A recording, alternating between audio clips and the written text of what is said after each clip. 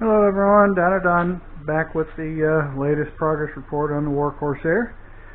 So today's Tuesday, last video was just Sunday night. Told you everything I'd done up to that point, and from yesterday and today I worked on only one thing and one thing only that I hadn't mentioned or told you about, that I was contemplating. I just didn't know how I was going to do it or go about doing it. So I finally just sat down and started doodling on a piece of paper.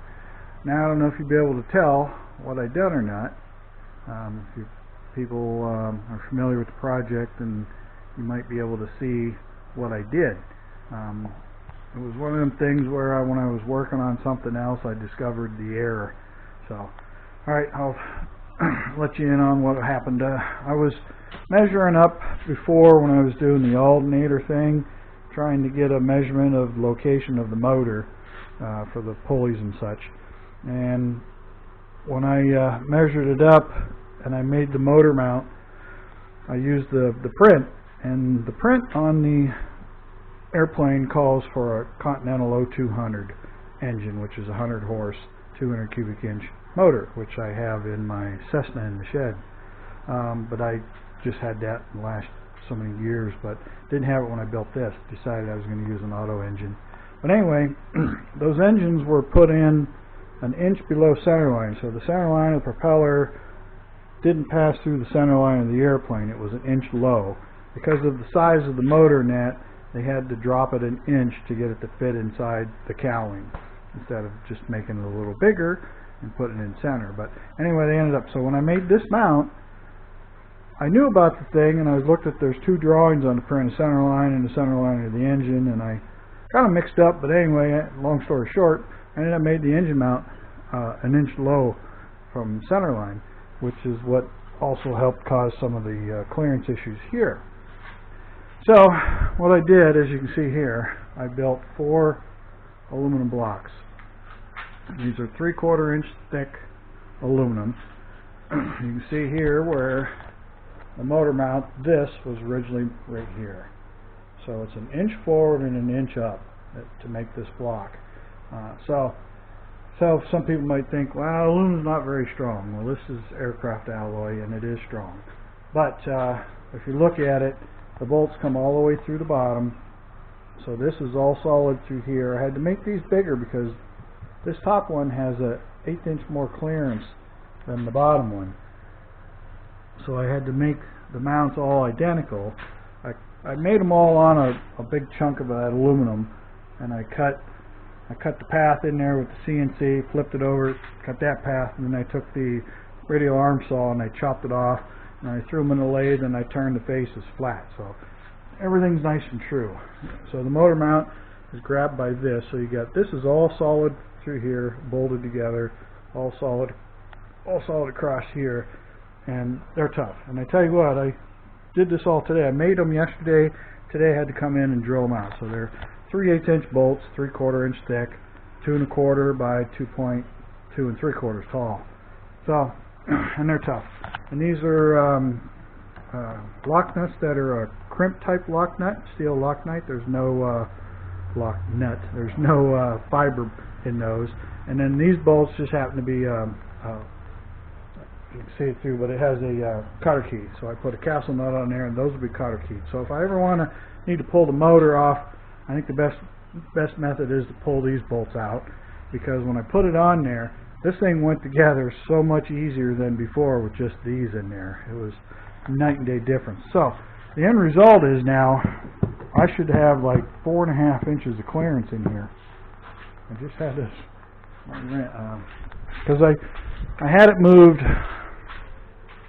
I moved it 2 inches. Yeah, so I'm like 4 7/8 now, almost 5 inches. So now I can make the oil pan a good 4 inches thick, and I can physically make it smaller. It's kind of going to be an L shape because of where I had to mount the fuel pump down here. It's probably going to come across here, down through there. So I got a lot more room. So now, once this muffler's up in place, I can keep this down a little bit farther and I should have another inch of clearance from before. So before, with this thing almost touching the mount up there, up in here, now I can drop it down a little bit, give me a little more room for my heat shield, and then it should still clear the cowling. So that's all I did yesterday and today was make up 4 of these, 2 on each side. So, and again, there's them pinch nuts. They're not a pinch nut, but they are a lock nut. They got little slits in them, so when you tighten them down, they crimp. And then these will be cotter pinned. So, and then all I had to do is take this out, add an inch to it. This one, you know, was an inch short, so I took it out. And then this one, of course, was short, so I took this one out, and the one that was over there fit over here. And then I got a box of a bunch of scrap pieces of hose, and found that piece over there was perfect length, just threw it in. So now the only other thing is with this out, this was over top of the mount before, and now it's up an inch higher, so I'm going to be relocating this down here so it's pretty much in line with this now. So I can probably shorten this up and go straight in. I'll turn this sideways, but I'll make it fit. Not that big of a deal. And then the only thing that came out too short is the hose from here, the feed line, or the return line, and the fuel return. This is feed in. The feed line still coming off the pump fit fine, and this one ended up short. So I need to get another piece of this braided hose and make a new one. So I got to measure this up, and it only needs to be an inch longer because it just won't reach, and that's on there. If I put a 90 on this, it would probably work. So let me show you real quick here.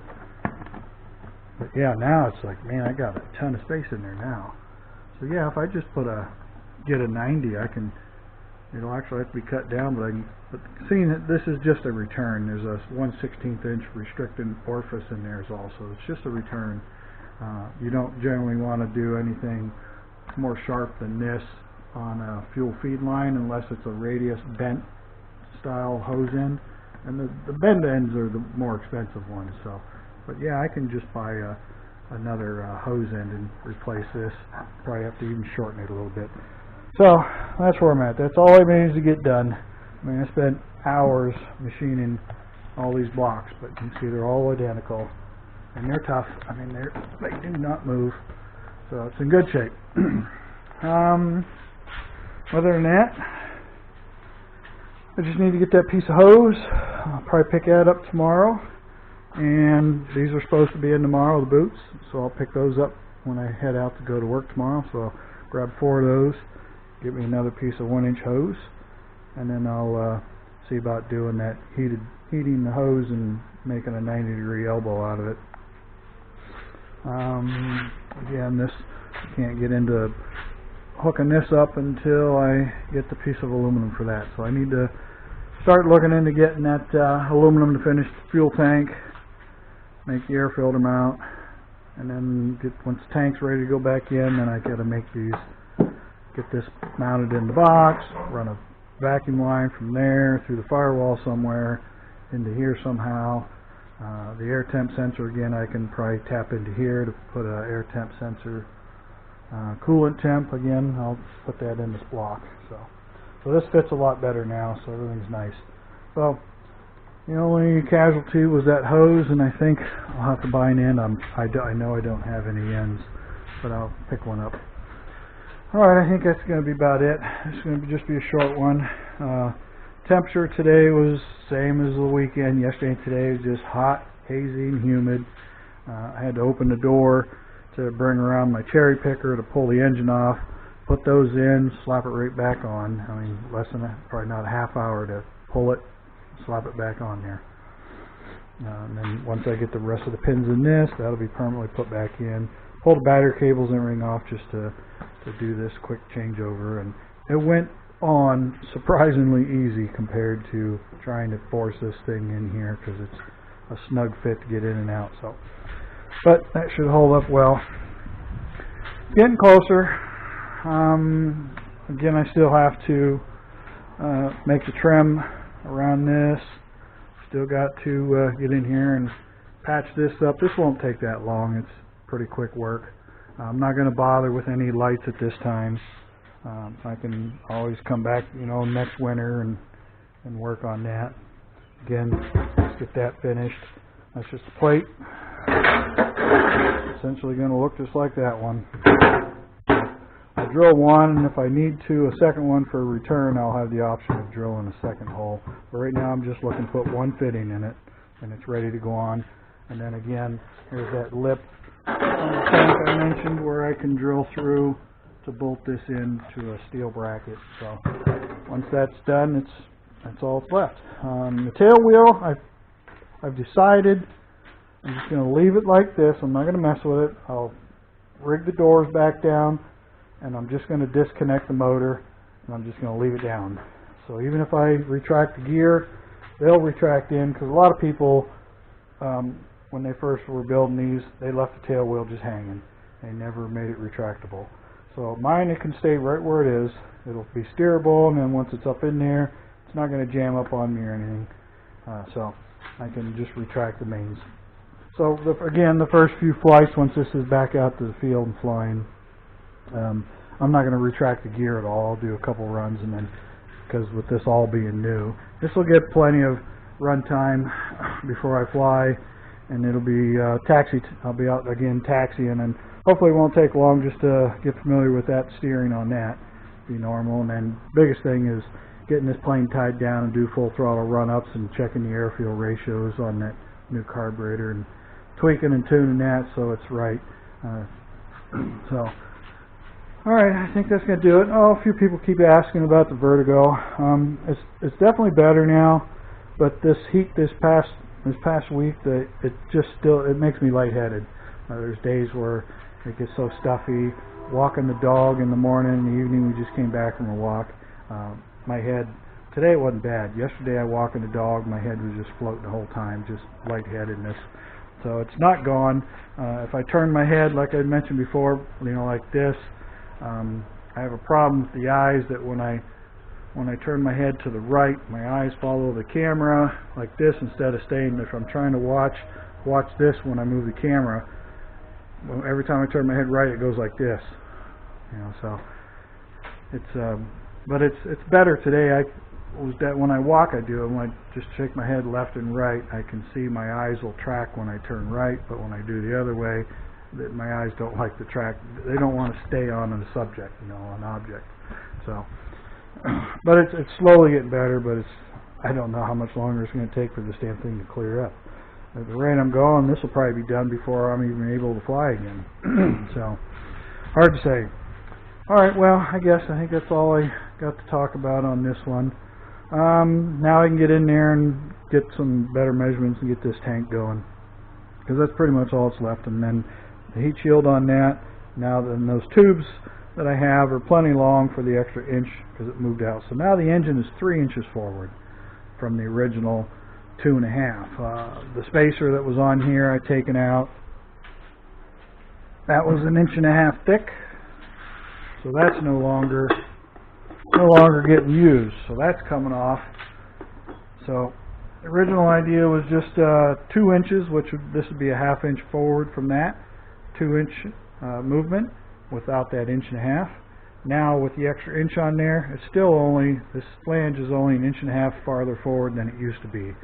But the whole airplane, or where the propeller is, so now I'm only 1.5 inches farther. But basically the propeller is going to be right back here again. It's like the prop mounted on here before, but with the prop mounted on the flange, this is 1.5 inches farther, 1.5 inches forward from where it used to be, the propeller. But the engine is overall 3 inches forward. And then I brought it up, so now it's perfectly on center with the fuselage. Alright, I think that's about it. I'm really curious to see how this is going to run with that new carb and then the ignition system.